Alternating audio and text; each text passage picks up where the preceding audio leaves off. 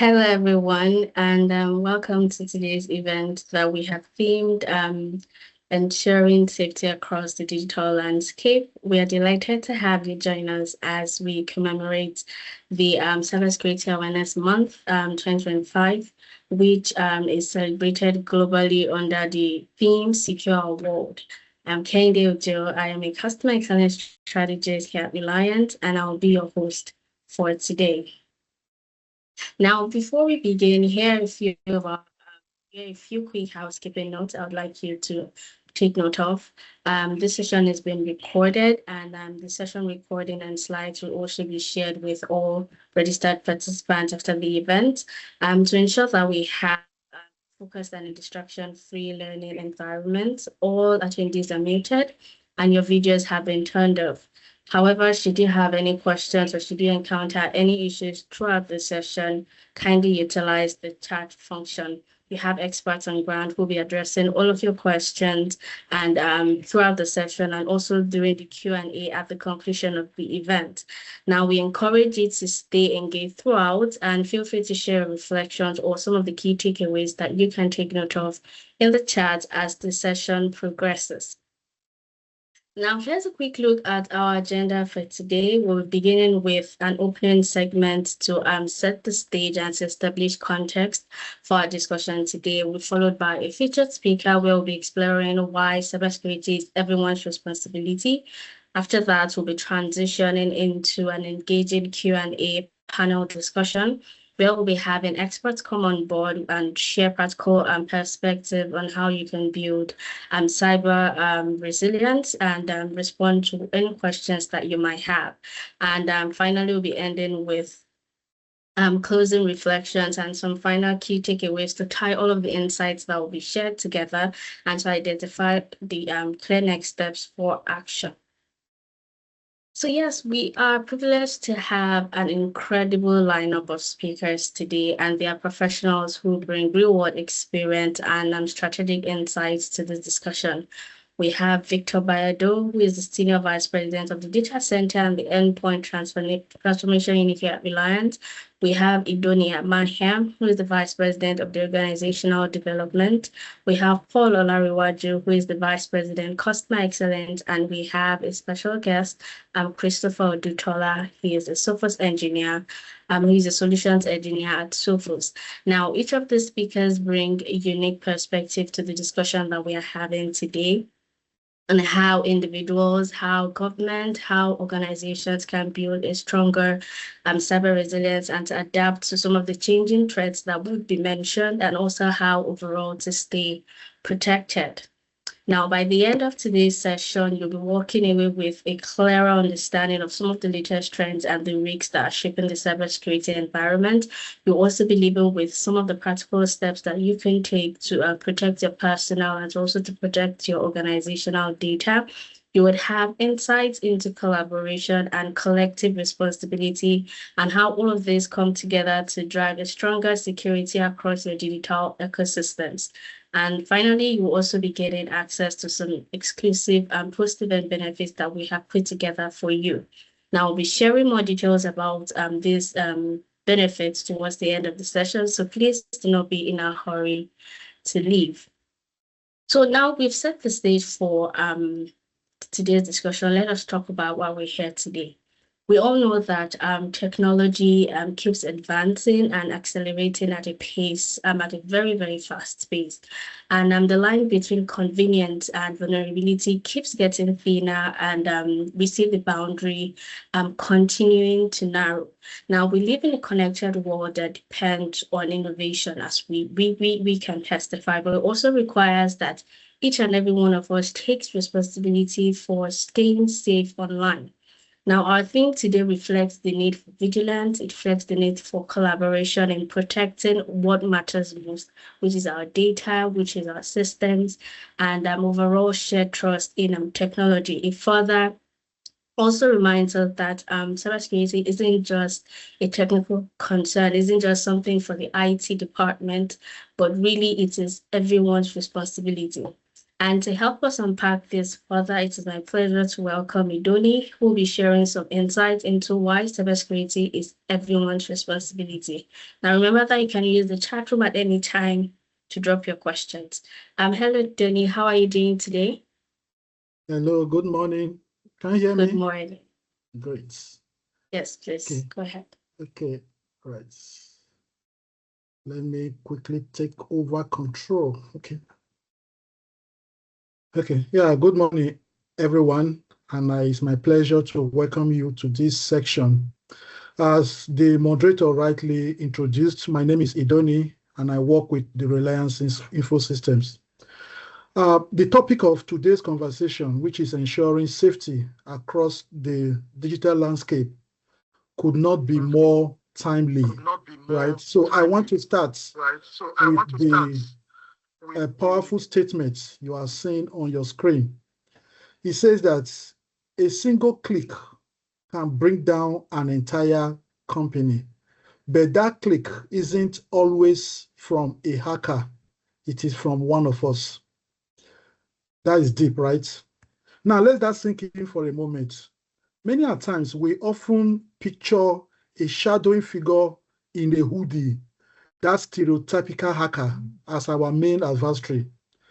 While that's certainly a threat, the reality is far more complex. The greatest vulnerability in any organization is not always the flaw in the software. It is actually the human nature. It is the person in accounting who is rushing to process an invoice. It is that marketing manager who clicks on that exciting new analytic tool he or she finds online. It is that executive who quickly opens an attachment in an email from what looks like a trusted partner. Now, if you look closely at the image on the screen, you will see the image of confusion, the image of chaos. Yes, because every incident of cyber threats is a confusion. It brings panic and the devastating realization that just a simple everyday action has just unlocked the door to chaos. Today, we are going to explore this landscape. And the question is, how does this landscape look like? And we will also explore how we can collectively become our own strongest defense in this landscape that is fast evolving. So I asked the question, what does this landscape actually look like? Because as the landscape is something that is fast evolving and the threat is becoming more and more sophisticated. Now, let us break down some of the biggest challenges that we face. The first one is phishing attack. The statistics you are seeing on the screen shows that 91% of all the cyber breaches begin with a simple phishing email. This is the number one entry point, right, for attackers.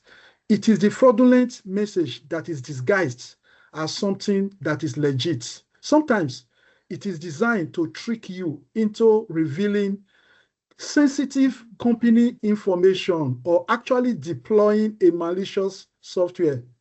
It is the email simile from HRO about a new policy or a fake notification. Simile again from Microsoft asking you to update that software on your system or change a password. The thing is, it often prey on urgency and trust, and it remains incredibly effective, very, very effective. So this often leads to our second point, which is ransomware growth. Ransomware is a type of malware that encrypts a company's file, making them completely inaccessible. So that means the owner of the file is locked out from accessing his or her file. So the attacker then demands a ransom. It's like kidnapping somebody and demanding for ransom. In this case, they've kidnapped your file. And the payment is usually in cryptocurrency for them to restore access back to you. And the frequency is terrifying, as we are going to see later. A business is hit with ransomware attack every 11 seconds. I repeat, every 11 seconds. So that means on the average, we have like 5 attacks every minute of the day. So this is not just a hypothetical threat. Now let's look at the most recent attack, the one that is in the front burner right now in the global stage. That is one of the Asahi Group subsidiary, which is Asahi Brewery, based in Japan. Now, this company has factories, over 30 factories in Japan alone, and they contribute more than 50% of the total beer that is sold in Japan. So just ending of September, the company was hit by a massive cyber attack that completely brought down the operations of the system. It crippled their system, forcing them to halt their entire production and also disrupted their entire supply chain from manufacturing to delivery. And as we speak, this very moment, what they've been doing is manual invoicing, manual processing of orders and everything, because they are yet to recover. Now, coming down home, we might say, okay, cyber attack is not happening. It's happening on a minute, every minute, per minute, we have a cyber attack. But it's just that it's not being reported the way those other companies in outside of Africa, those in America and Europe, because they are expected by regulatory compliance to declare some of these cyber attack.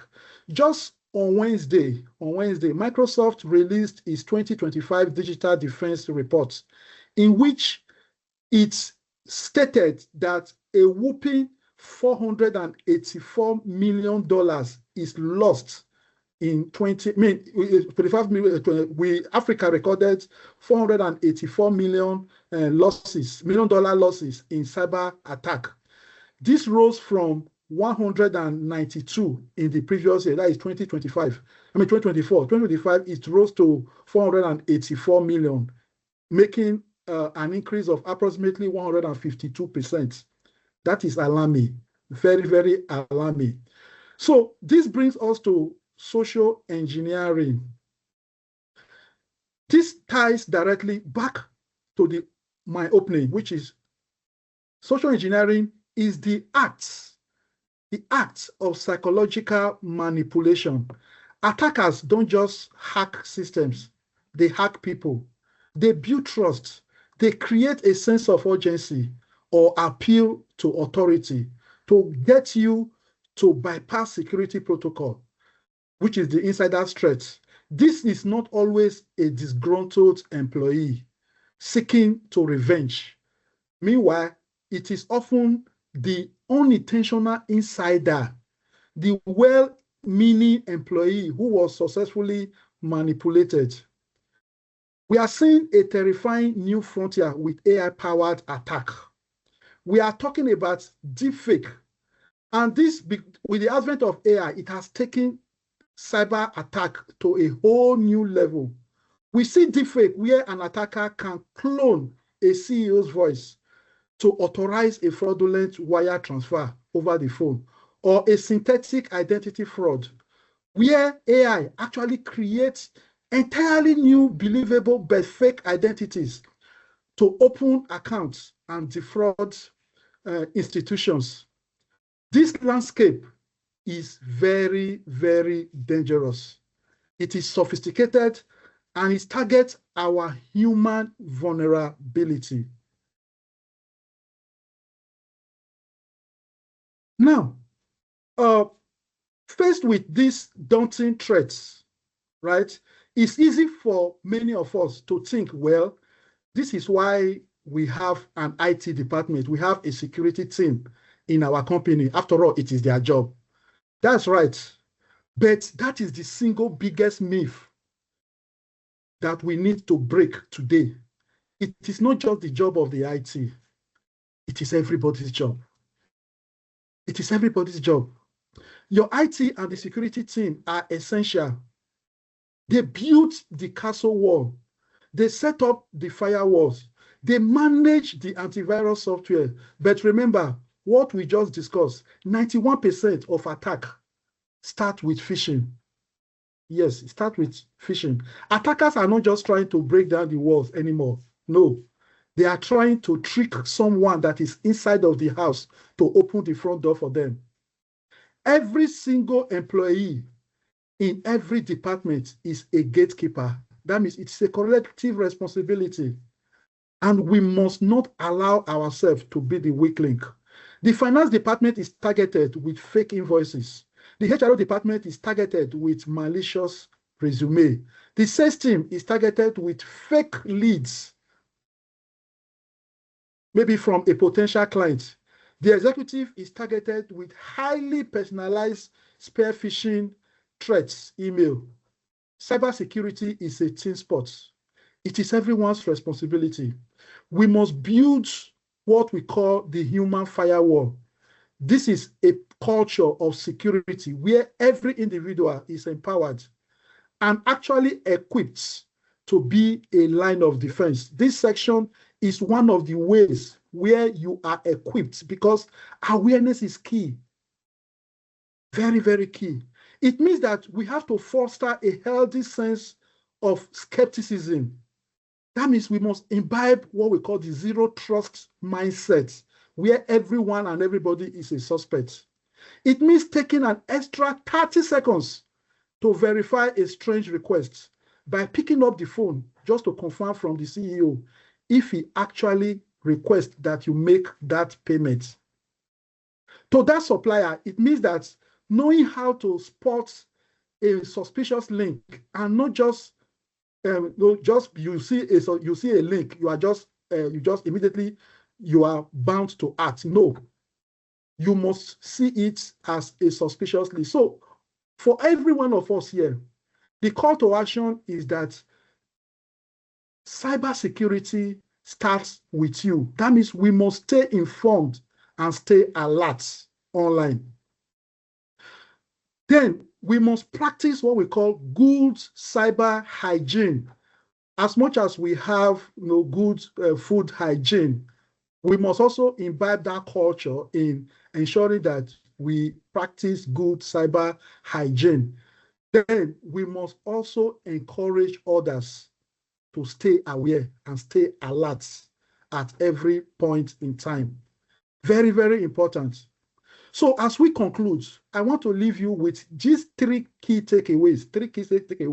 The first one is that the digital landscape is focused on exploiting people, not just the technology anymore. So that makes the human elements both our greatest assets and also our most powerful vulnerability. So cybersecurity is a shared responsibility. Very, very collective responsibility to each and every one of us. It is a culture we must build together, day in, day out. Now, here at Reliance Info System, we are committed to being your partner in building that resilient security first culture. Let us move forward from today, not with fear, but with awareness, vigilance, and the confidence that together we can ensure our safety across the digital landscape. By the time we conclude this webinar, it is my hope that we leave here a better aware person. Thank you very much for listening. I now hand you back to Kainde for the panel discussion. Thank you very much. Thank you so much, Idoni. That was a really thoughtful and eye-opening session. And I believe that you have been able to set a strong foundation for everything that we'll be exploring next, especially the importance of collective responsibility and how things like awareness, behavior, and collaboration come together to shape the state of cybersecurity today. Now it is time for us to hear from our panel of experts.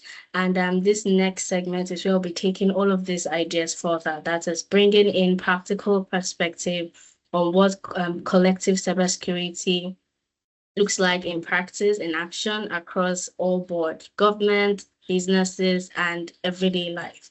Now, our panel discussion will be interactive, so feel free to drop your questions in the chat as we go along. And we'll have panels, we have experts on ground rather to attend to those questions. On this note, please join me in welcoming our panelists. Hello, Victor. How are you doing today? Yeah, thank you, Candy. I'm doing great. Thanks That's everyone great to for joining. hear. Yes. Hello, Paul. How are you? Hi, Kinde. I'm doing great. Trust you as Yeah, well. Good to I'm be here. I'm fine. Thank you so much. Hello, Christopher. How are you doing today? Good morning, everyone. I'm happy to join you today. Thank you. Thank you so much. So let's get right into it. We've heard earlier in the first session that cybersecurity isn't really just one person job, right? It isn't just something for the IT. It is really something that thrives on shared effort and awareness at each and every level, meaning that everyone plays a key part in keeping our digital world secure. Now, to start us off, Victor, I'd like to come to you. From your own perspective, what does collective responsibility for cybersecurity really look like in practice?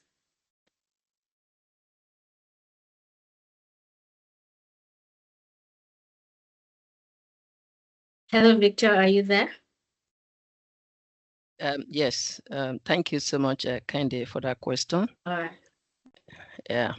So, shared responsibility, just like my colleague actually mentioned earlier, that is actually a collective responsibility. That is actually very perfect.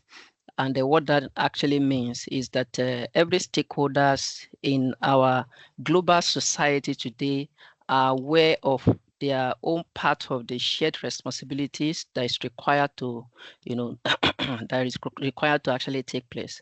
And these stakeholders actually start from individuals,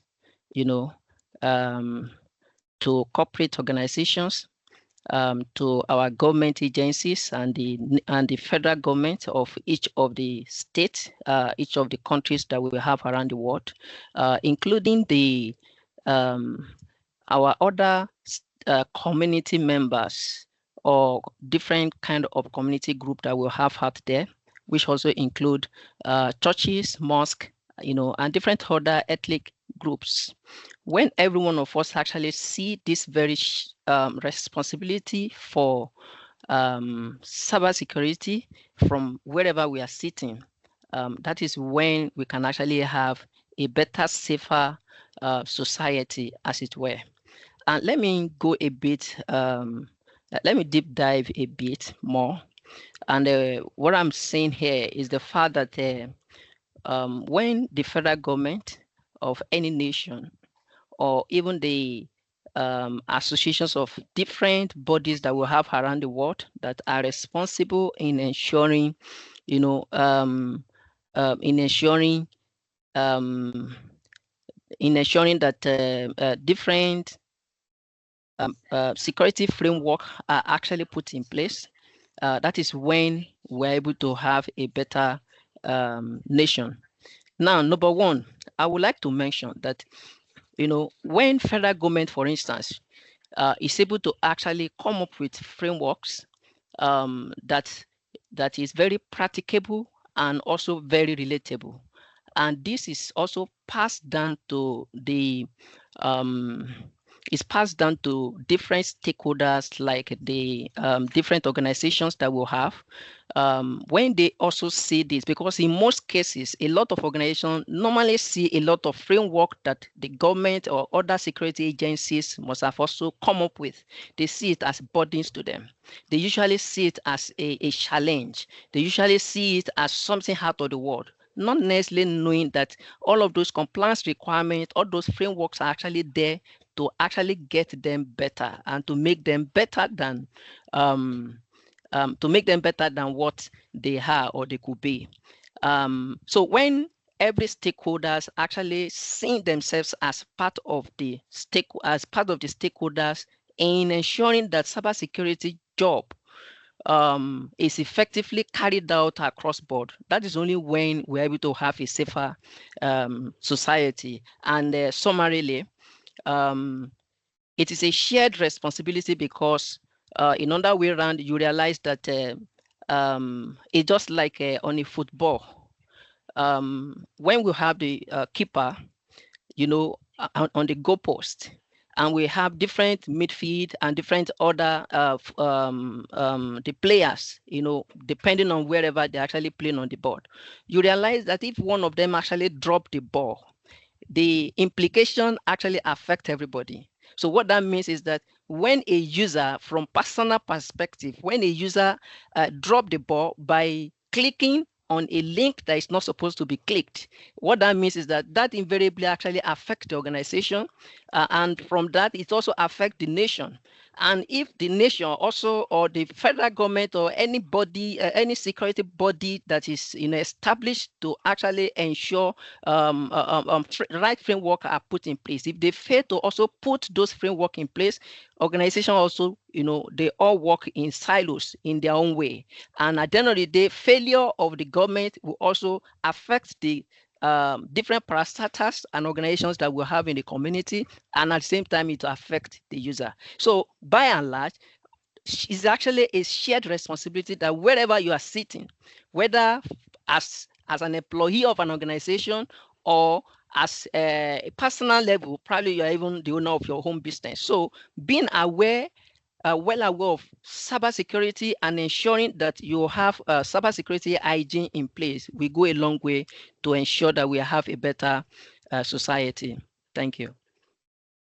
All right, thank you so much for that response, Victor. I believe that has set a strong foundation for further discussion. But yes, when we talk about collective responsibility, the public role often feel unclear. And question that could be top of mind is, are we expecting too much from individuals when these systems fail, or are we not even asking enough? Now, over to you, Christopher. From your own standpoint, what really is the public's role in cybersecurity? Do you think we are asking too little, or perhaps we're asking too much of individuals in this thing we're terming collective responsibility? Interesting question there. Like you said, it's a shared responsibility, but then when you look at the public's role is not that simple, right? The role of the public, every individual as a member of the society, is meant to practice simple hygiene, simple cybersecurity hygiene. So that means you need to consistently monitor your digital activity. You need to enforce stuff like personal SIM lock for your SIM cards in your phone, for example. So your phone gets missing, the attacker should not be able to just take out the SIM and put it in another phone and start calling your numbers. Also, some of us save our critical data on the SIM, like your BVN or NIN, which attackers could easily get, after they steal the phones. So these are some things that the telcos have warned us about for us to practice. So we are expected to implement this. Of course, it's not that easy, but these are basic stuff that should be done.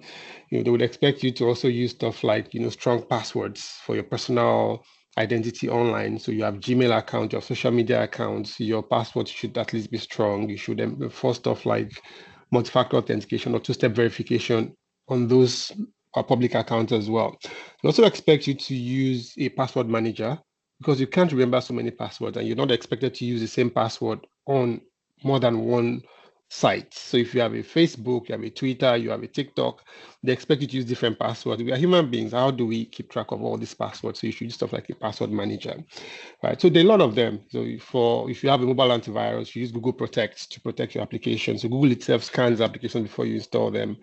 So these are some of the things you're expected to know, as a member of the public. But how many people know this? Actually, the older people, the older generation, they may not even have heard about stuff like this before.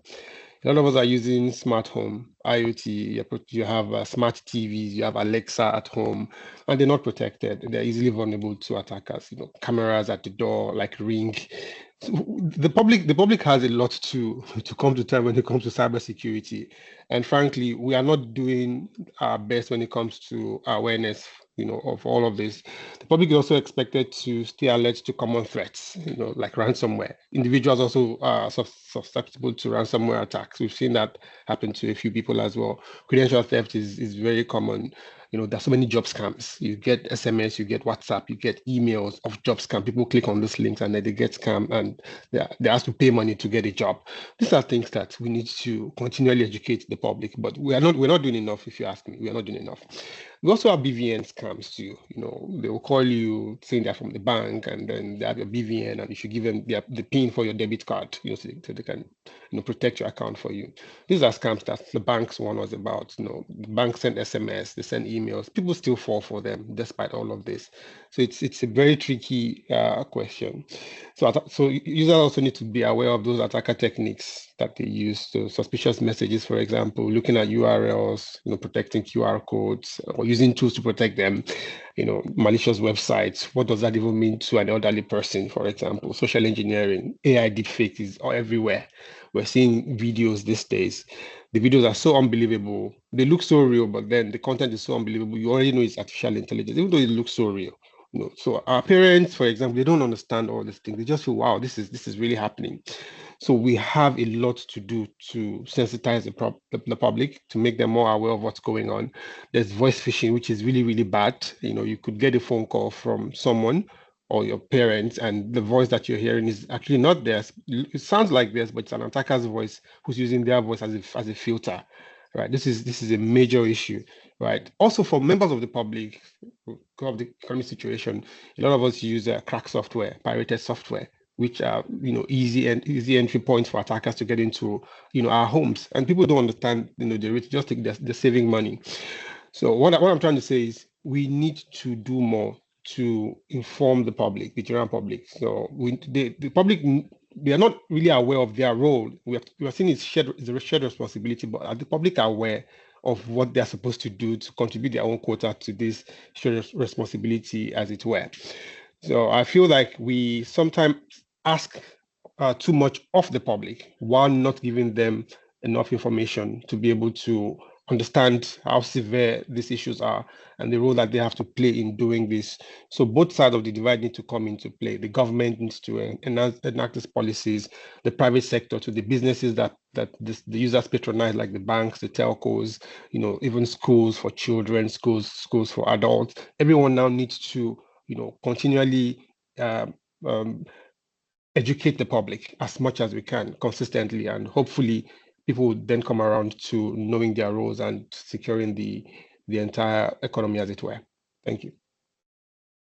Thank you so much for that response. I believe you have been able to expedite on what the public role really is when it comes to collective cyber resilience. Now, we're still talking about the individual's role in cybersecurity, and truth is, many people still see cybersecurity as something that is really distant, right? They see it as something that happens to large organizations, to businesses, and they're like, oh no, it can't happen to me. Yet we see statistics showing that most breaches, they start from really, really simple human actions.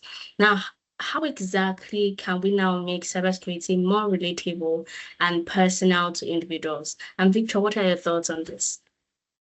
Okay, thank you so much for that question. And I would like to say that cybersecurity is just like you lock your door at night, or whenever you are going out, you don't leave the key to your door. You don't actually leave it opened. And the same way, you cannot just say you lock your door and you put the key, at the door. Those things, we do them consciously or unconsciously, or there is no how it will actually come to you to say you are leaving your house and you just leave it opened. Or perhaps you have children, they're going to school, you don't really care about how they get to school. So the same way it is cybersecurity.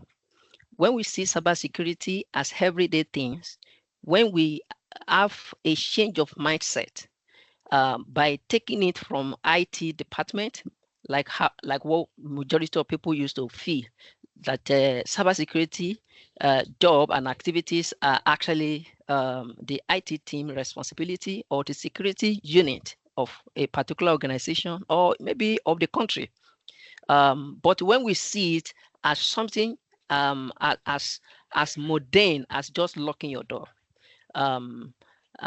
then we can actually begin to see it, or let me say the populace can now begin to see it from a more relatable perspective, rather than just seeing it as somebody or a particular department job.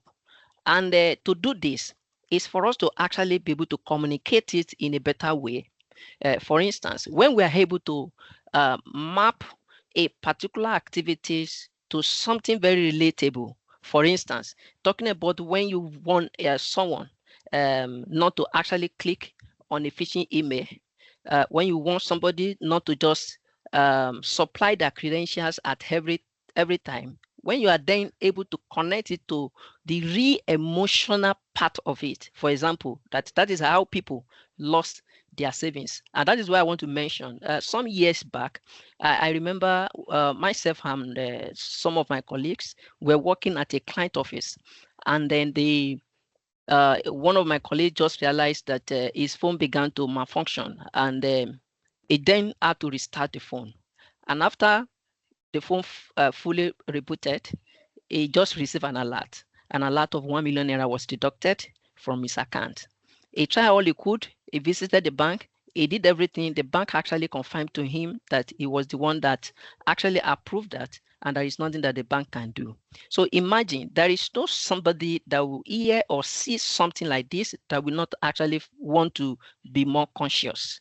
In other way around, the same way, like what I said earlier, the same way when talking about privacy, when we then use it or relate it or use it to also remind people that every post that you post online, every selfie that you take, or every form of form that you fill online, all of these are all digital footprints that can actually be used against you, in any way, that the crew can actually leverage and manipulate to get into you, or even into the organization, or even into the country, wherever you may be coming from. So when we see it from that angle, you realize that the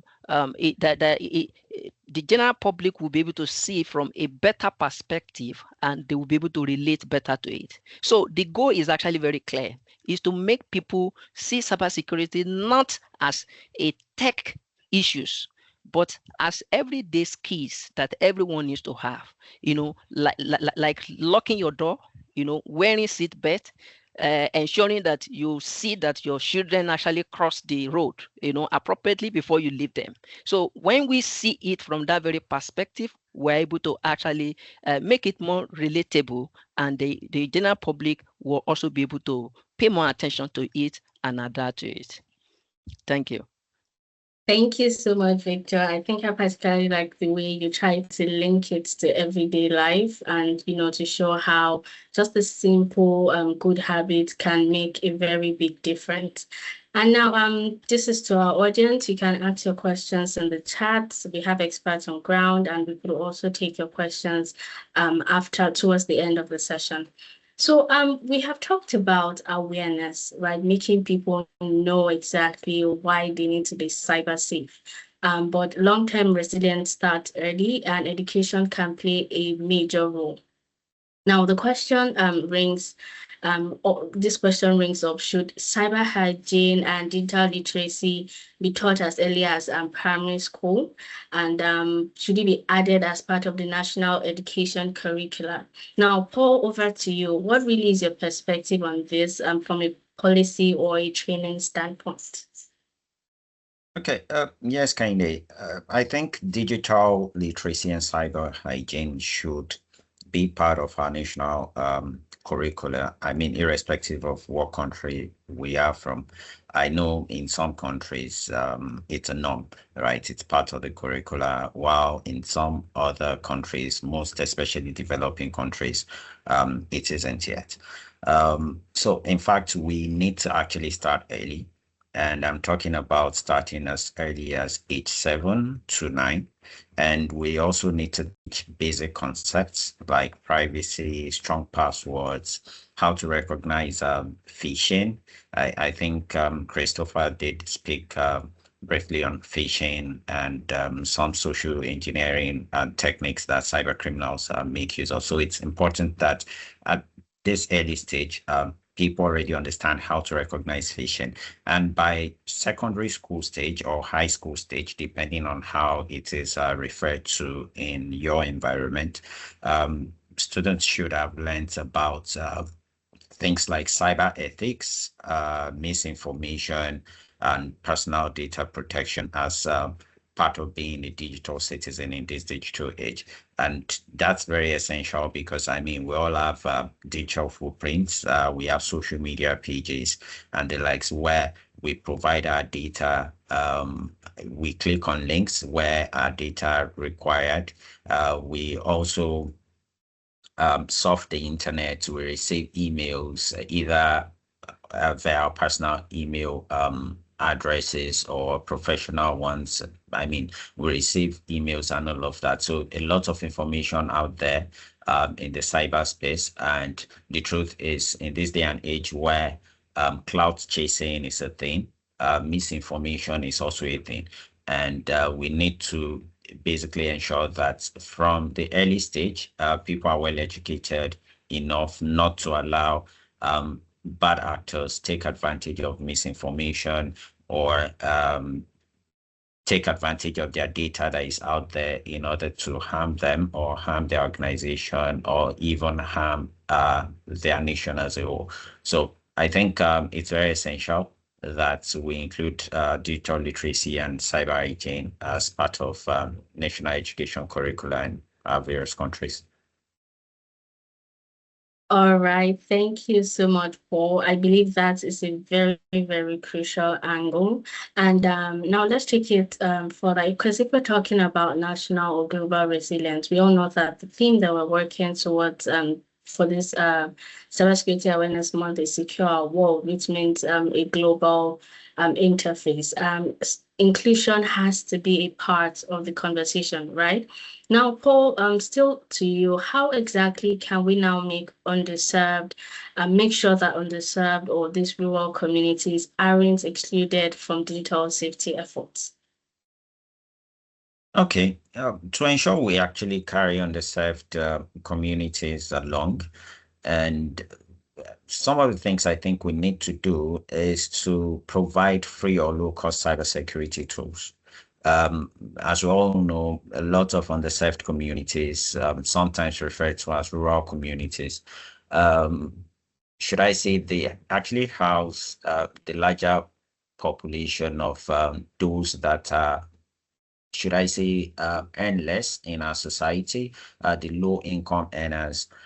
So sometimes investing in cybersecurity tools, it might not be top priority for them, right? So one of the ways we can support them is by providing low-cost cybersecurity tools, right?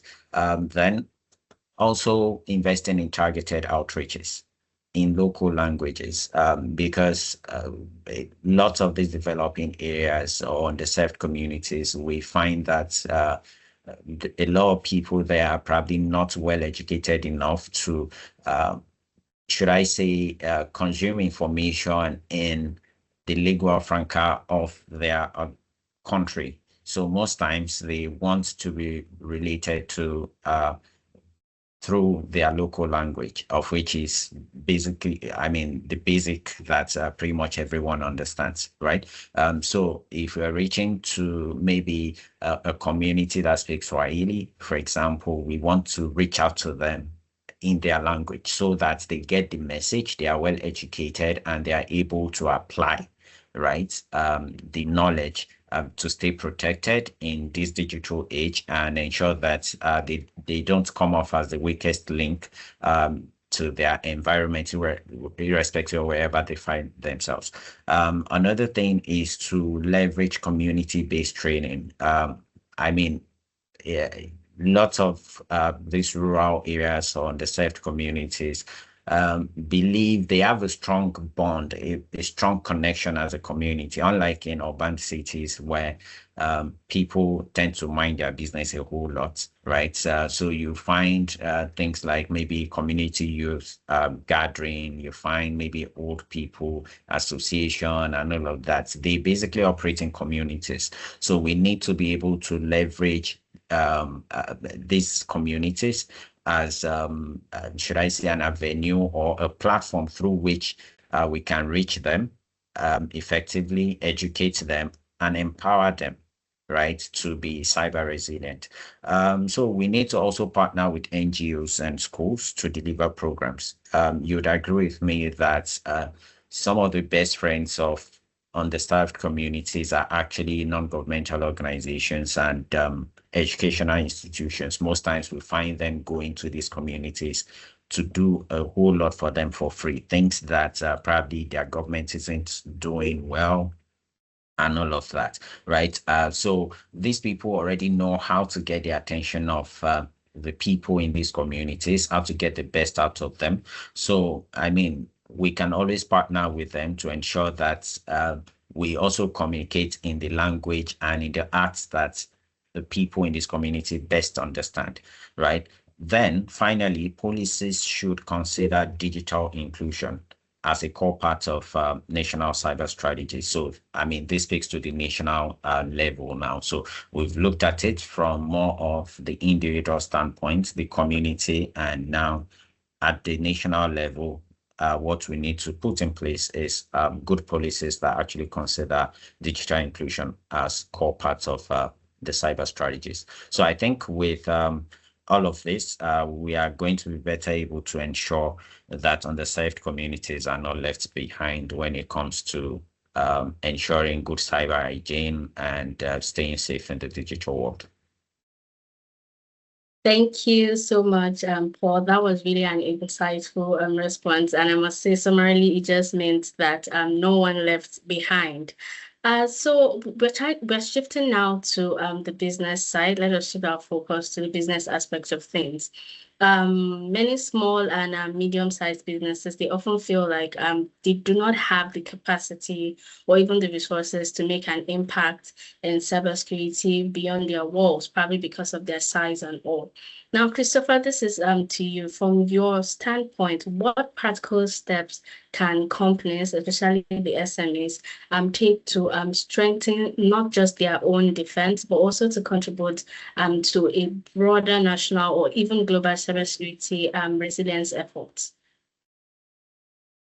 Interesting one there. Like you rightly mentioned, when it comes to cybersecurity funding, SMEs are at a disadvantage because they're mostly businesses where the stakeholders just want to make profits, or they're startups, or they're just trying to get their feet into the economy, and it's really, really tough for them. So they don't have the kind of budgets or the teams that the large organizations have, yet they have the same risk, or even if not more.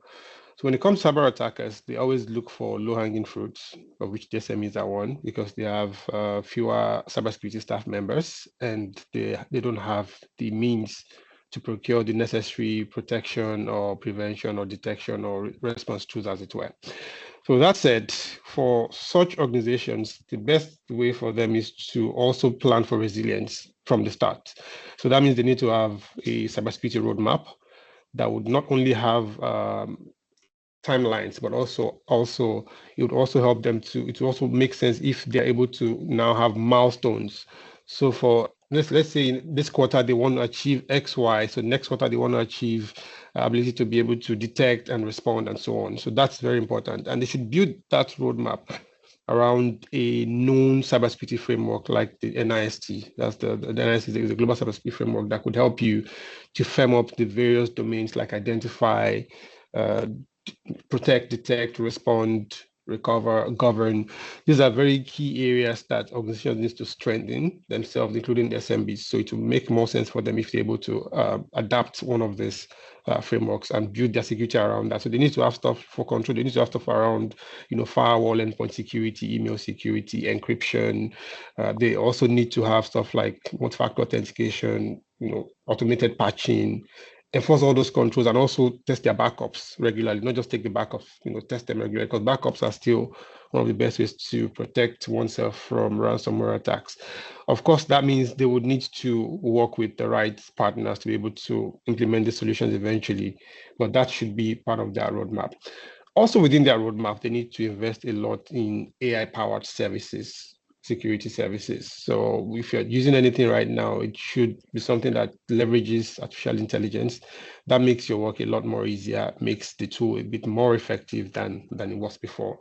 Also, they could participate in threat intelligence sharing with their communities. So there are communities right now where SMBs are also contributing into threat intelligence, which provides community immunity for everyone involved in such sharing organizations. So that should also be priority for them. And I always mention that customers, SMB customers especially, should not try to do cybersecurity themselves, because that's the major pitfall. They should always work with an established partner, a partner that knows what they're doing, that has pedigree in the industry. A partner like Reliance, for example, would help to hold a customer's hand and take them through that journey, because they've done this for several other customers and they have that experience. So it's always very important to learn from someone else's experience than to make mistakes yourself. So that's very important. Also, such customers should have a detailed CIRP, that's Cybersecurity Incident Response Plan, which helps them to know what to do when there's an incident, who to call upon. This kind of document also helps them not only to meet compliance, but to actually be able to get out of those issues where they do happen, because breaches will definitely happen at some point in time, because that's what cyber resilience is about. Resilience is not about you protecting yourself to the point where you never get attacked. No, it's more about you being able to respond when there's an attack or when there's a breach, because it will happen eventually. So it's very important for customers to have this incident response plan, and this is usually built by a third-party contractor, that would help you to go through your policies, get all the relevant contacts, marketing, legal contacts, the steering committee for incident response, the email address, phone numbers. If the escalation matrix, it will be there, severity levels for incidents, and the risk level as well. So all of these things have to be documented. They have to be tested regularly, because it's not enough to have that document and just keep it somewhere. You have to do what we call tabletop exercises. You can do adversary exercises, red team, blue team, purple team assessments. This would help you to not only tweak the document to work better for you, but to prepare you for the day when there will be an attack. So when that day comes, everyone would know exactly what to do. In addition to that, you also should regularly test your solutions. So if you're an SMB, you're building products, taking them to market, you shouldn't be fixated on taking products to market. Something happened recently, some days ago. I can't remember the name of the company right now, but they lost a whole lot of money because they had a product online which had to do with the crypto, and then the attackers are able to find a vulnerability, exploited it, and it led to a huge loss of revenue for that organization. This happened just about two days ago, right? That's to show you how people think when they want to take products to the market. So the product owners, they're obsessed with building products and then going to market and launching it and making money for the organization without factoring security from the onset. And that's a very, very bad way for SMBs to think. You should think in terms of what could happen if this new solution, because that's always the case, every new solution creates a new problem, which is where cybersecurity has to come in every step of the way. We're talking about DevSecOps, not just DevOps. So security has to be a part of every major decision, and you have to test it. So you have to test your web servers, test your mobile applications, test your APIs, do external testing, internal testing, vulnerability assessment, VAPT, and you need to trust the partners that can deliver such for you. So a partner like Reliance can help you through every step of that way. Then finally, when it comes to compliance, we have the likes of the NDPA 2023, that's the Nigerian Data Protection Act, that has really, really strict penalties for non-compliant or erring organizations. There's a fine of up to 10 million naira, or 2% of your gross annual revenue, or a 1-year jail time for the most senior cybersecurity designated officer. And now the 2% looks very small, but we've seen organizations in Nigeria, paying up to 500 million naira. So it's not small if you're a very large organization. So what that means is you have to be compliant, and a lot of people are so totally unaware about some of these penalties, right? That's why you need to work with a partner that can help you, because when you save cost by avoiding fines, that's a huge cost saving. When you save cost by preventing fraud, that's a huge cost saving that can be quantified out of the box. So the board members need to understand this, even for those board members who sit at the top of SMBs or SMB organizations. So it's very important that all of them come into play. So in order to secure the economy, or even the global economy, like I mentioned, SMEs need to do all of these things, because attackers are looking for the low-hanging fruits. They could even make you a botnet if they don't want to totally disturb you. They could use your environment as a botnet to attack other people globally. So by securing yourself, you are making it very difficult for them to attack other people. So it's very important for us to come to the table together and work with a solid systems integrator, or MSSP, like Reliance Infosystems. Thank you. Thank you so much for that extensive and insightful response, Christopher. And still on the organizational side of things, we now see cybersecurity being more recognized as a board level issue, right? Because it impacts trust, it impacts reputation, it even goes as far as impacting sustainability. Now, the question is, how should business leaders now start embedding some of the cybersecurity practices into their governance or even their ESG framework? And Victor, I'll be coming to you on that. Okay, thank you so much. I would like to say that when it comes to board members and other executive or C-suite, generally looking at cybersecurity, I used to look at it or compare it with a skyscraper. Imagine you have a skyscraper and beautiful glass windows, which can actually be your innovation, and you have a very strong you have a very strong marketing team, which can actually be your brand, and there may be a very impressive decor, just like your growth story. But having all of these with a very weak foundation, what that actually means is that whether you like it or not, a little crack on the wall can actually bring down the mighty skyscrapers. And that is how the board members need to actually see cybersecurity, not just as a cost center. Like in a lot of organizations, the IT team always find it difficult to be able to defend a lot of the expenses, because they believe the IT team generally are just a cost center. But the board members need to actually see it, beyond that. When they see it, as one of the major pillar in any innovation or strategic move that they're actually making towards any innovation they want to do in the organization. In most cases, this set of people, because of where they are sitting, they are usually more concerned about numbers. They are more acquainted with conversations that can actually lead to growth in numbers, and what that means is that at the end of the day, when conversation around cybersecurity or even IT generally comes to play, they actually downplay it. But what I'm saying in essence is that the age and time we are has come to the point where the cyber crook has actually gained a lot of ground. And when you look at what is happening out there today in the cybersecurity landscape, you actually imagine the level of success rate that this crook are actually making in eroding a lot of data of businesses and organizations. You see a lot of successes that even ransomware has been making and continue to make. And that is why for any businesses that is interested, which I believe every board members, every executive of an organization, this should be part of their primary objective, to ensure that the businesses is able to actually continue in the face of any challenges. So for any of this category of people thinking in this direction, there is need to actually see cybersecurity as a strong pillar in ensuring continuity of such businesses, any product and services that you're actually churning out, as the case may be. By and large, what I'm saying in essence is that we need to make cybersecurity part of everyday boardroom agenda.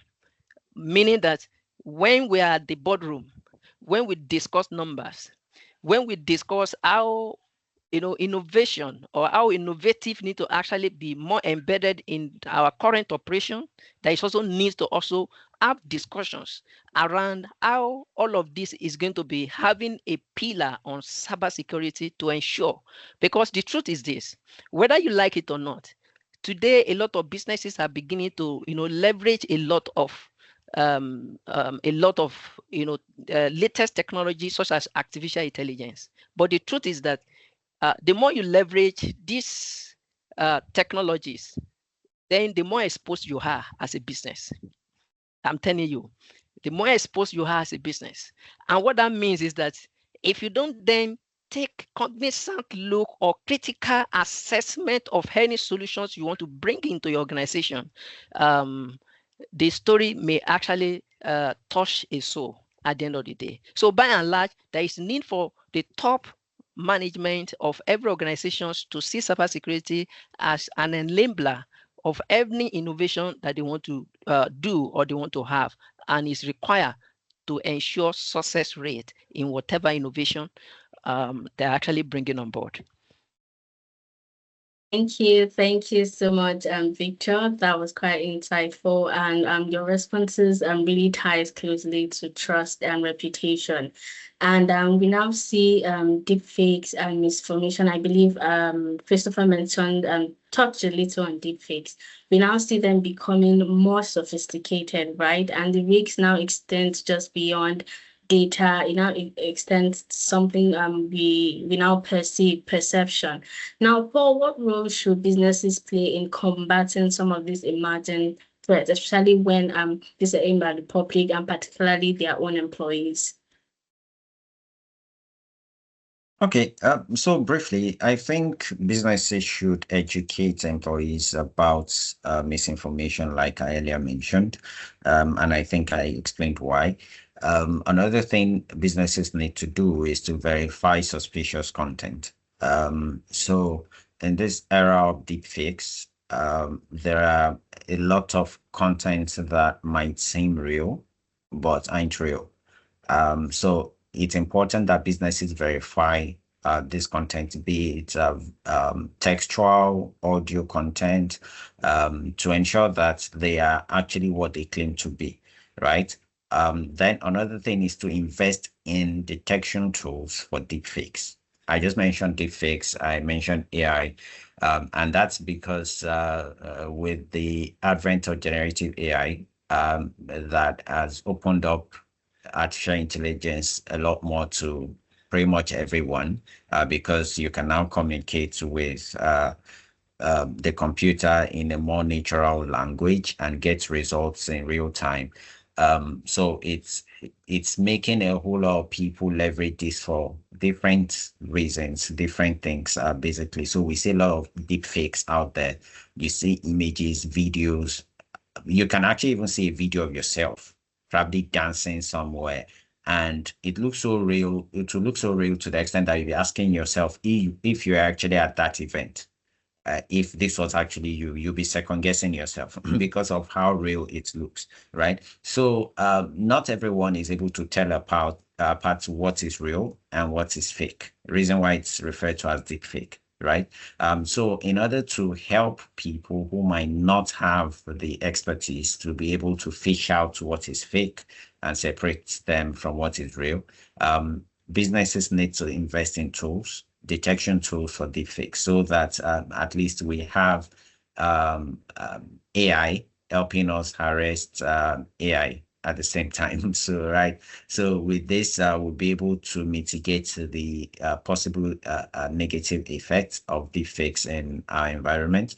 Also, platforms and companies with public reach must act quickly to remove or flag manipulated content, right? So in cases where maybe there's something published, something malicious published online, I mean, maybe in different media form or in text, what you need to do as a business is to work quickly to flag such content, flag such material on time as false, right? And ensure that it's taken offline. So in some cases, you might not have the expertise, the technical know-how to get it done. What you need to now do is to partner with fact checkers, right, who are specialized in this area and know about how to get things like this done. So you see some legal firms sometimes doing this for public figures, writing to blogs, contacting popular search engines like Google and the likes to take down some content because they are probably malicious, false, or misleading, right? So these are some basic things that I think businesses should educate employees about and also do in order to ensure that they combat deep fakes and combat cyber criminals or bad actors who might want to leverage misinformation and deep fakes to their own advantage. Thank you. Thank you, Paul. And so we've talked about individuals' role, we've talked about organizations' role. Now it's time to zoom out a bit and let us take a step further and look at the bigger picture of national security and resilience. Now, this is where the government comes in. Right. So just before I ask, if you have any questions, I'm not seeing questions in the chat, please type in your questions. We are well capable of answering any questions or inquiries that you might have. And now shifting to our next question, we now see national state threats being on the rise, and they now affect critical systems that affect literally everyone. Now, Christopher, do you think businesses and government are really prepared to respond collectively if such a coordinated cyber attack occurs?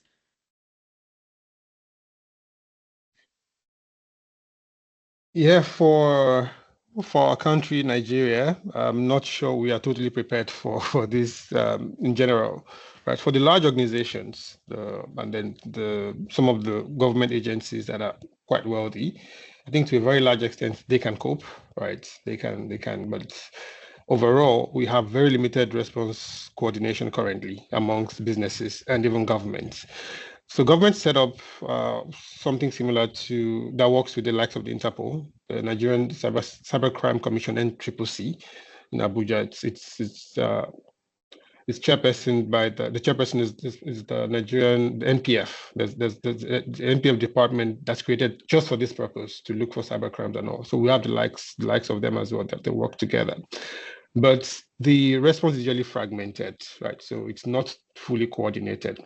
So we are facing the likes of ransomware attacks across board. Everyone is exposed to that risk, even for government institutions to denial of service. We see that where in some cases they would even deface websites of government agencies as well. Prevent people from, there was a time it was the Corporate Affairs Commission that they attacked some time ago. People couldn't register their organizations.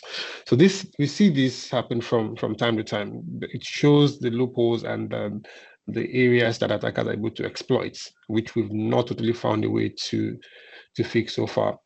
So when we talk about critical infrastructure, we're talking about utilities like water supply, we're talking about gas supply, we're talking about transportation, aviation, railroads, health systems.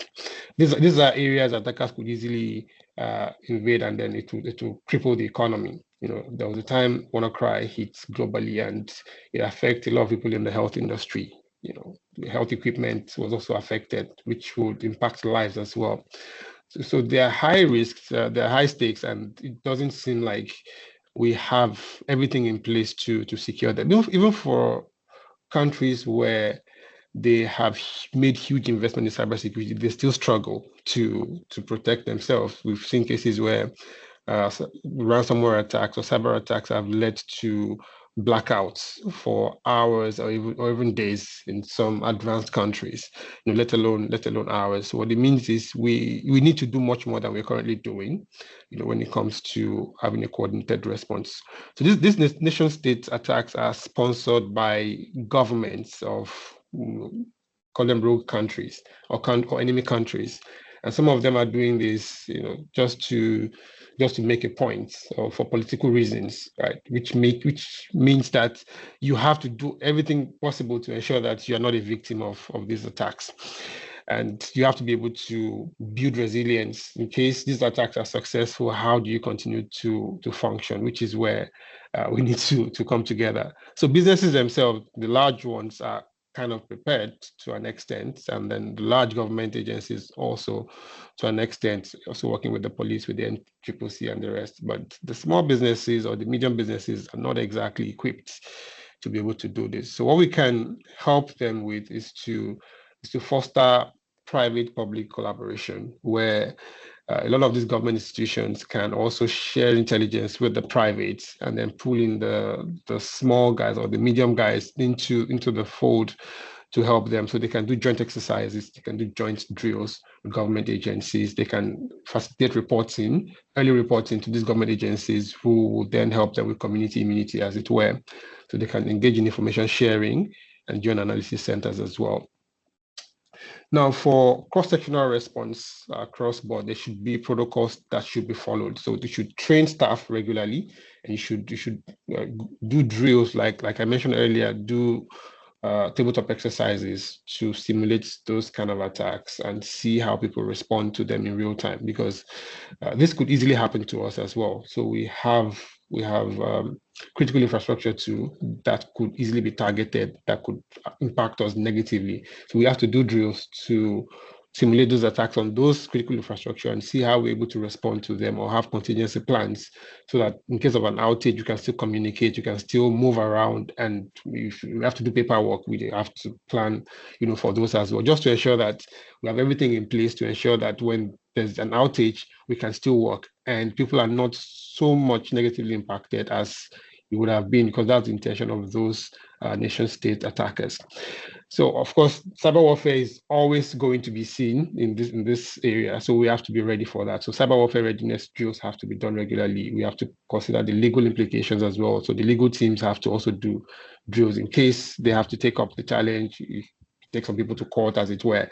All those things have to be in place. Work with the NTC to fish out the attackers wherever they are. Some of them might luckily be within your vicinity. In some cases, they are working with local entities as well. You could easily fish them out if all those information sharing apparatus are put in place.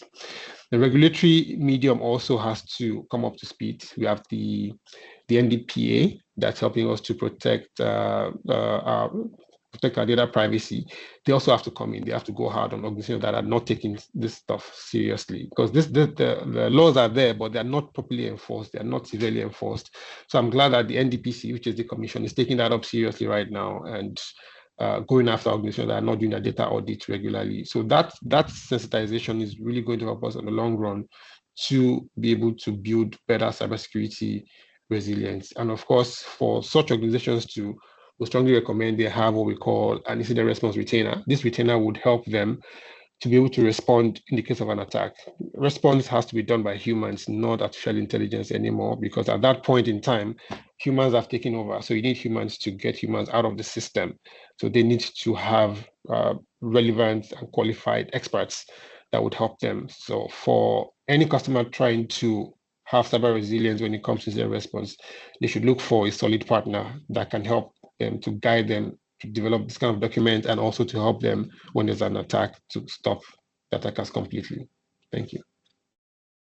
And thank you so much. That was a very educative response and insightful. And if we have been following, which I trust we have heard right from Idoni's session, things like collaboration, collectiveness. Victor has mentioned it, Paul has mentioned it, even Christopher has also mentioned that collaboration, collectiveness, and all of that. Now let us make it more tangible.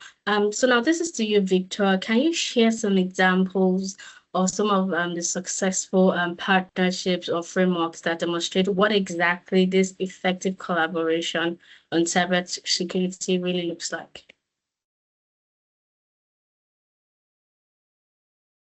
Okay, thank you so much. I would like to actually illustrate this with, have you imagined when there is fire? I remember recently when there was fire outbreak in my neighborhood, I realized that nobody is actually waiting to say, well, it is not my house. You actually realize that everybody actually jump on the.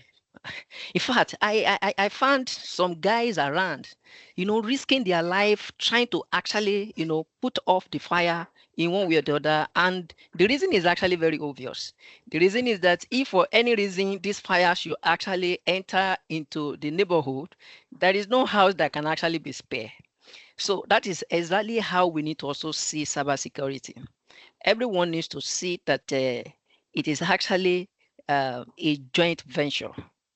Everyone needs to actually see their own responsibility in ensuring that cybersecurity is actually uplifted, and that is what effective, in a nutshell. I mean, what I'm trying to say in essence is, when fire breaks, for instance, you realize everyone actually jump at ensuring that this fire is being put off. That is when you begin to see people, making calls, trying to call somebody, trying to bring out fire extinguisher from their car, from their houses, from every corner, to ensure that to ensure that that fire is being put off.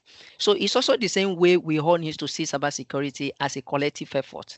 And also the fact that when we have a spike from any corner, there is every tendency that it can actually spread around the entire neighborhood.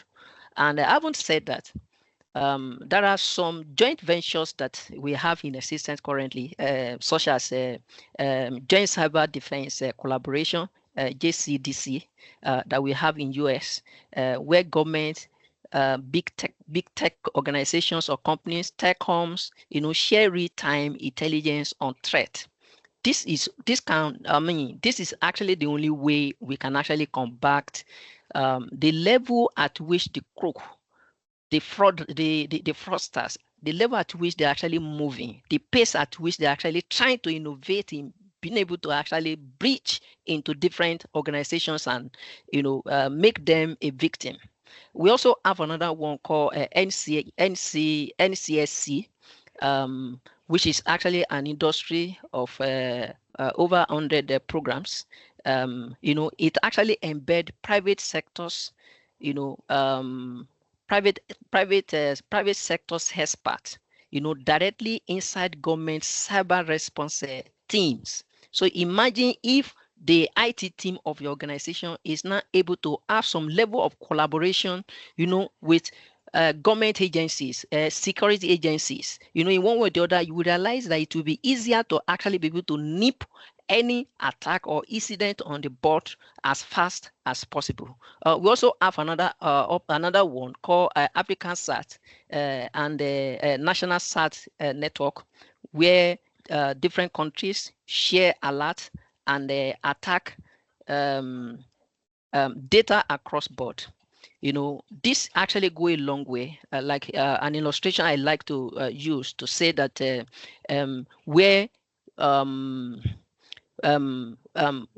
you see a particular touch point, that's detected a particular threat, doesn't have to wait for, other sectors or stakeholders doesn't have to wait until they're able to also discover or detect such attackers. But when we then have this level of collaboration, you realize that when one sector discover a particular incident, every other sectors are being alerted. And what that means is that they are able to be ahead of the crook.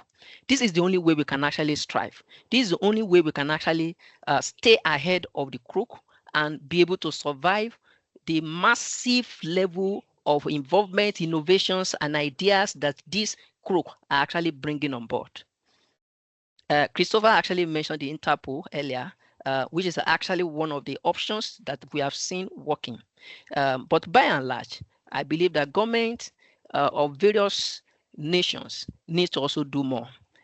Private sectors needs to also rise up, and every individual also needs to see their own way of collaboration in any way.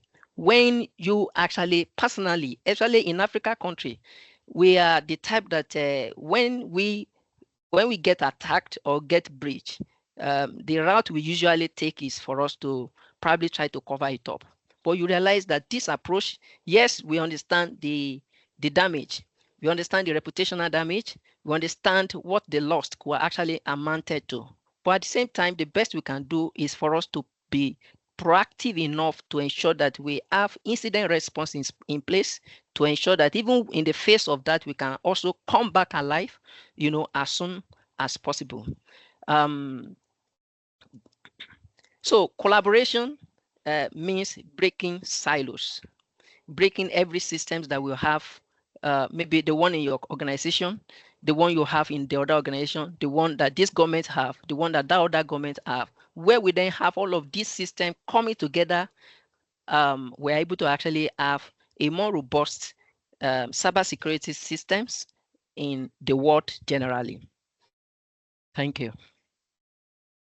Yes. Thank you so much, Victor, for sharing those examples with us and for making it more tangible. Now let's talk about AI. AI has been a rapidly increasing subject matter that we have been hearing over the years, and it has really come to stay, right? And we have also seen it being weaponized heavily by cyber attackers. But on the flip side, we see it also having enormous benefits and potential when it comes to defense. Now, Victor, this is another question for you. How do you see AI playing a role in facilitating now, not just attacking, because we know that cyber attackers are also using it, deepfakes and all, not just attacking, but actually enabling cross sector coordination and collective defense? Okay, thank you, Candy. I would like to also illustrate this to imagine a nation just overnight start seeing different driverless cars here and there, driverless car here and there, different kind of AI powered systems.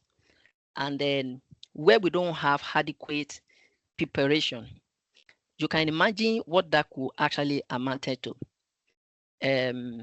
Managing a rapidly changing traffic system where we have AI powered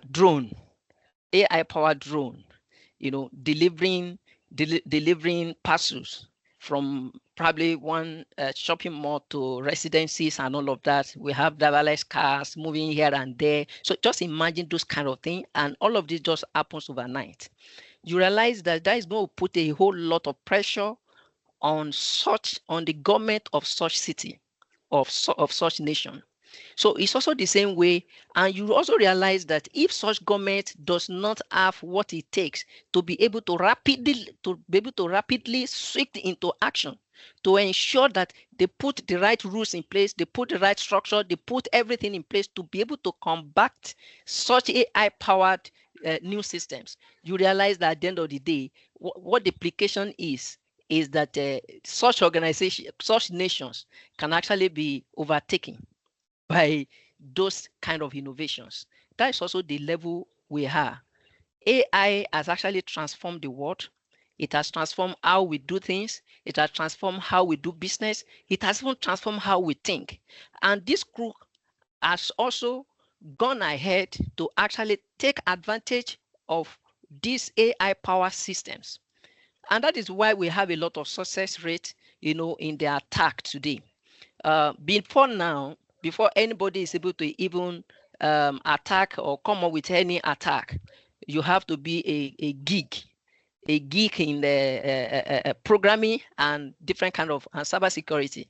But today we now have ransomware as a service, we have malware as a service, where a layman person can actually visit a site and just fill in few informations, and you are able to send such attack to businesses, to organizations. So you realize that the level of technology that the crook are using is enormous.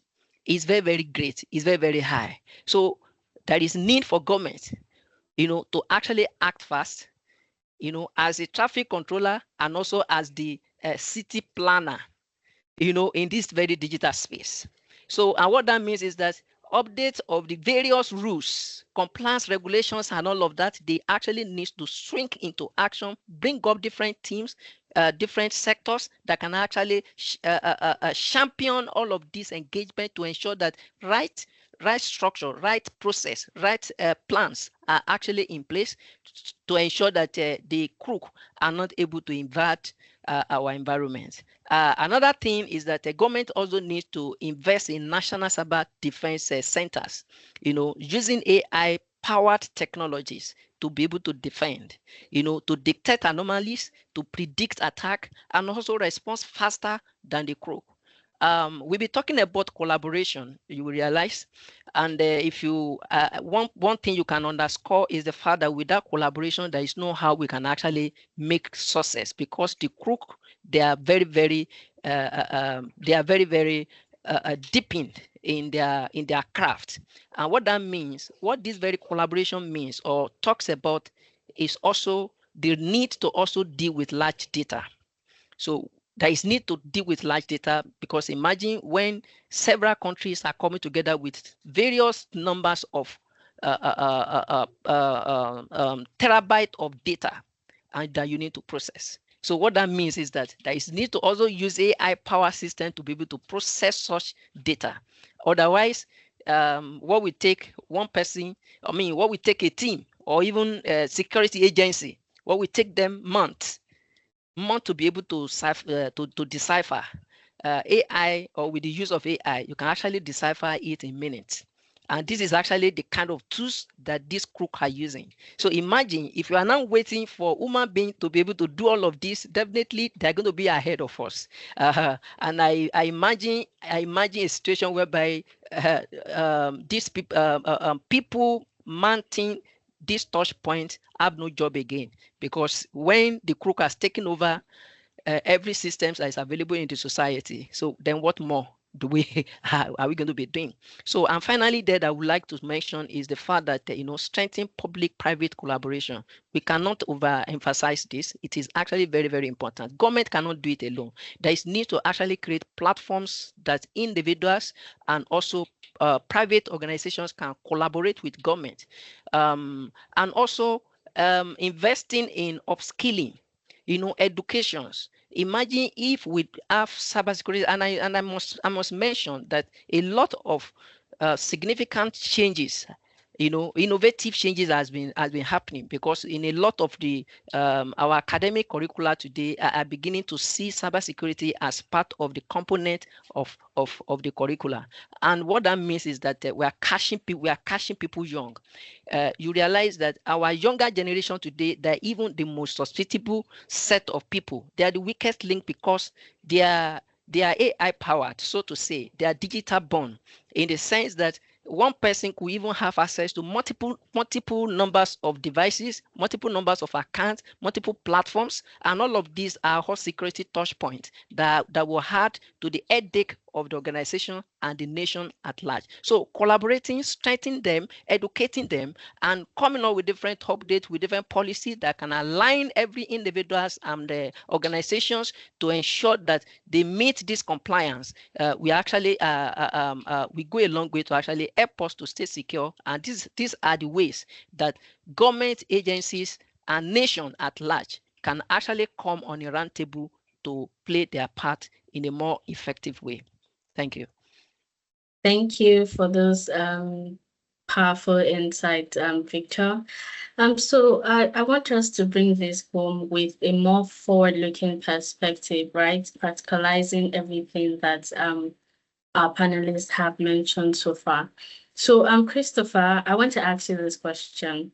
If each sector, government, business, and the public, which, the individuals, could commit to one clear plan each to improve cyber resilience over the next year, what do you think that should be?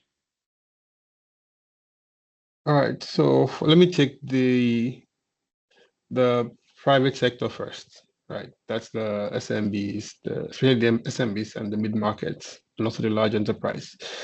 I think for them, it's really clear. They need to imbibe security into their core decision making. That means they need to adopt secure by design. So that means they need to really enforce the layers of security. We've mentioned a couple of frameworks at the beginning. We've mentioned how to have a roadmap, how to get the knowledgeable partner to work with to enforce all the domains of the NIST cybersecurity framework, for example, to also enforce their incident response plans and test them rigorously. Most importantly is for them to also include security in their core decision making, the business decision making. So even at the board level, cybersecurity should come forward, in their decision making. So if you're thinking of going to market for any product, they're thinking about cybersecurity. They're thinking of expanding, thinking of cybersecurity. Rolling out a new branch, thinking of cybersecurity. So gone are the days when they will roll out a new branch and it's just a router and a switch. Right, so now they start thinking, okay, we're going to give these people laptops. We have to secure the laptops. We have to put a firewall at those locations. We have to point all their traffic to a cloud firewall or something. So this is the kind of thinking we want to be seeing. So for private individuals, secure by design should be their mantra. For governments, government should need to imbibe cyber resilience into the digital infrastructure. So imagine going to the airport, you're trying to catch a flight and the immigration guy puts your passport in the system and the system is not working, or the system is down, right? So there are so many ways things can go wrong. Or you're trying to do something, they're trying to query your NIN and there's no response from NIMC, for example. These are critical infrastructure that could slow the economy if we don't do the right thing. So for governments, they need to introduce or enforce cyber resilience into the digital infrastructure to ensure that the infrastructure is available at all times. They plan for contingencies. Things could go down. They make sure that things are up and running. So for the next 12 months, the government should ensure that for all of their decision making, they are building that around cyber resilience, because they are the ones who hold access to critical data, digital infrastructure that helps to keep businesses running. So for the private sector, secure by design. For the government, cyber resilience in digital infrastructure. That would be my strongest advice for each sector. Thank you. All right, thank you so much. I want to say a big thank you to our panelists for today, Victor, Paul, and Christopher. Thank you so much. I want us to give them a virtual round of applause. I mean, they have shared such insightful perspective, informative. They have shared knowledge, and it has really been an incredible experience. And I believe that has been the same for you.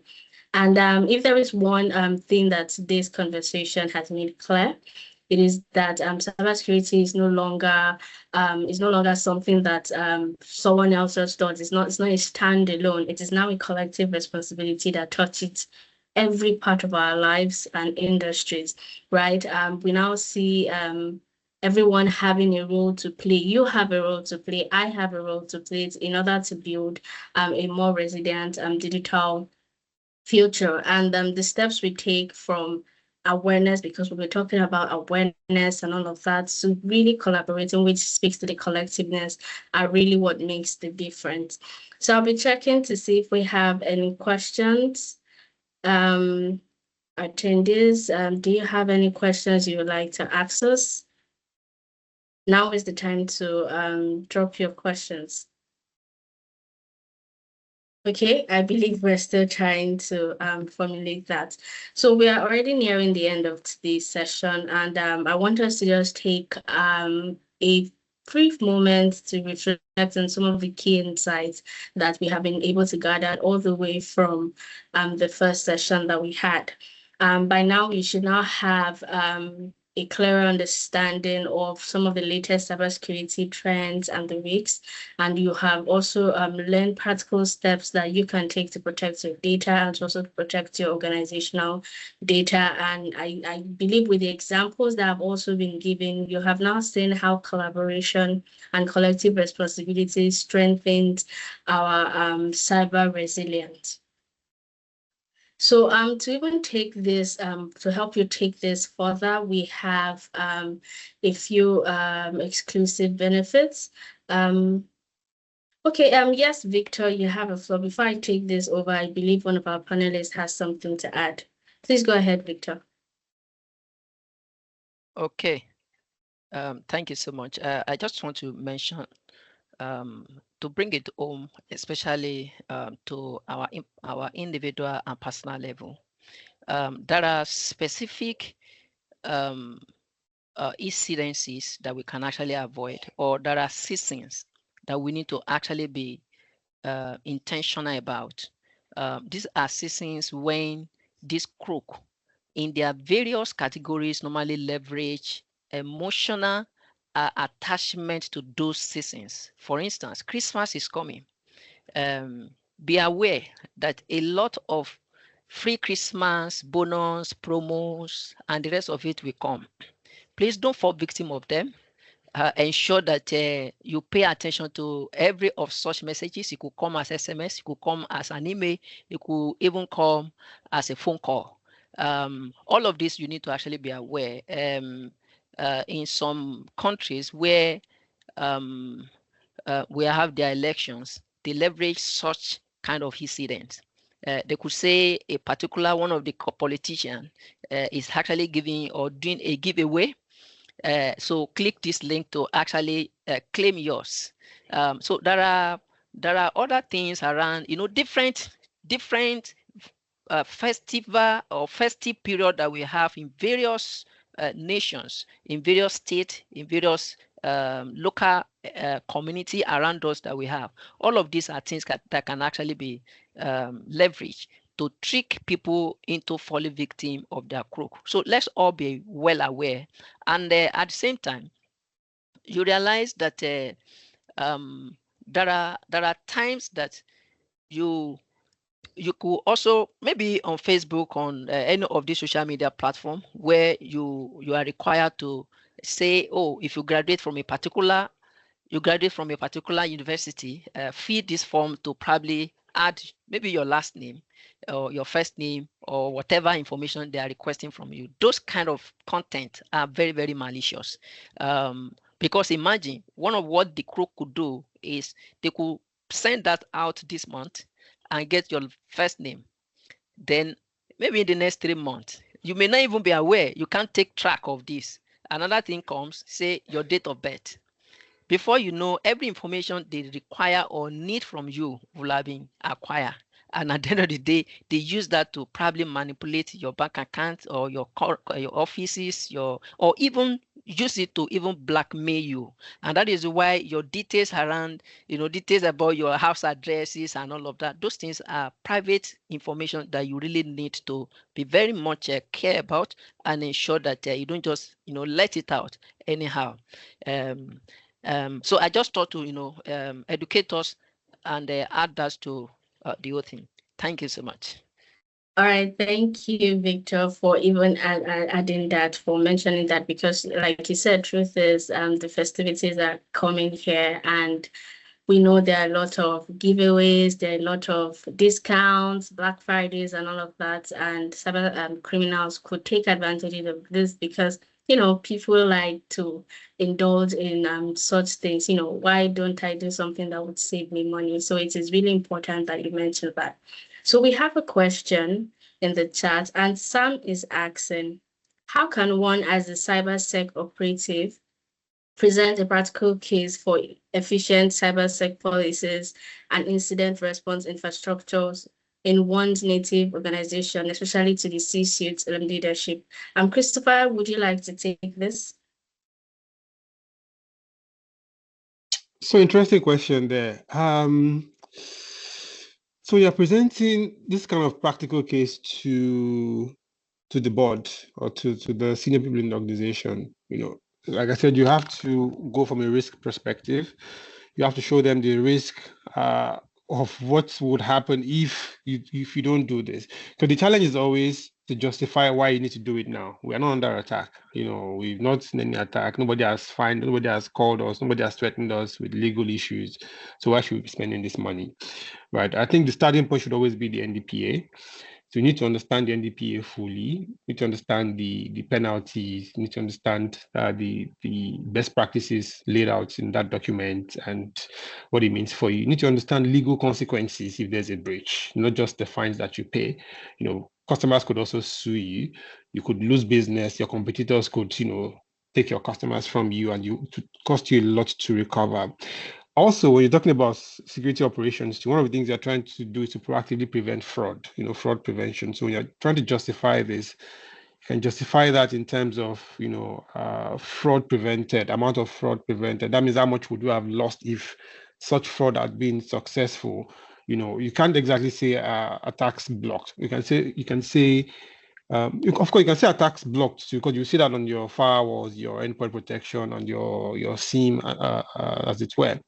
Also, you can also say that you've prevented certain kinds of fines from being attached to you. So fines prevented, like NDPA, for example, 2% of your gross annual revenue.